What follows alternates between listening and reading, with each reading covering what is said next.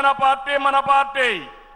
ఒక ప్రాంతీయ పార్టీగా పుట్టి కోటి సభ్యత్వాల్ని 45 రోజుల్లో పూర్తి చేసిన ఏకైక పార్టీ తెలుగుదేశం పార్టీ. ఈ ప్రయాణం ఇంకొక పక్కన చూస్తే జాతీయ స్థాయిలో కేంద్ర ప్రభుత్వాలు తీసుకున్న అనేక నిర్ణయాల్లో తెలుగుదేశం పార్టీ కీలక పాత్ర పోషించింది. What AP thinks today, India thinks tomorrow అనేది అనేక సార్లు ప్రూవ్ అయింది. విద్యుత్ సంస్కరణలు, ఓపెన్ స్కై పాలసీ, పీపీపీ విధానాల్లో మౌలిక సదుపాయాలు, ప్రజల వద్దకు పాలన, జవాబుదారీ వ్యవస్థ, ఇలాంటి అనేక విషయాల్లో మనం దేశానికి పరిచయం చేశాం. ఈ ప్రయాణం మరింత గొప్పగా సాగాలి.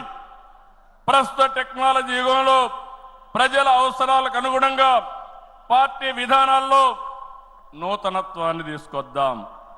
ఈ దిశగా కడప గడ్డపై జరుగుతున్న ఈ మహానాడు అనేక నిర్ణయాలు చర్చించి భావితరాల భవిష్యత్తు కోసం కార్యక్రమాన్ని రూపకల్పన చేస్తామని చెప్పి కూడా నేను మీకు తెలియజేస్తున్నా. ఈరోజు ఒక్కసారి మీరు ఆలోచిస్తే ఈ మహానాడు భవిష్యత్తుని ఒక దశ దిశ నిర్దేశించే విధంగా ఈ మహానాడు ఉండబోతుంది. నేను ఒకే ఒక విషయం ఇక్కడుండే కార్యకర్తలకు, నాయకులకు విజ్ఞప్తి చేస్తున్నాను. ఈరోజు మనమందరం కూడా ఒక ఇన్స్పైరింగ్ టైంలో ఉన్నాం. టెక్నాలజీకి మెచ్యూరిటీ వచ్చింది. స్వాతంత్రం వచ్చిన తర్వాత 78 సంవత్సరాల్లో ఏమి అభివృద్ధి జరిగిందో రాబోయే 22 సంవత్సరాల్లో అంతకంటే రెట్టింపు అభివృద్ధి జరిగే అవకాశం ఉంది.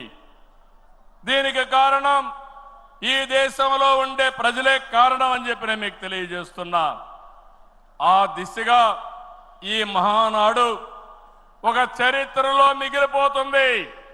2025 కడప మహానాడు ఒక చరిత్ర తిరగ రాయడానికి దోహదం చేస్తుందని మరొక్కసారి విజ్ఞప్తి చేస్తున్నాను. అందుకే ఇప్పుడే నాయకత్వంతో మాట్లాడినాక నేను మాట్లాడిన తర్వాత లోకేష్ గారు పార్టీకి 6 శాసనాలతో ఒక బ్లూ ప్రింట్ రిలీజ్ చేస్తారు. అదే మాదిరిగా ఈరోజు రేపు మనం లా అండ్ ఆర్డర్ గురించి మాట్లాడుతున్నాం.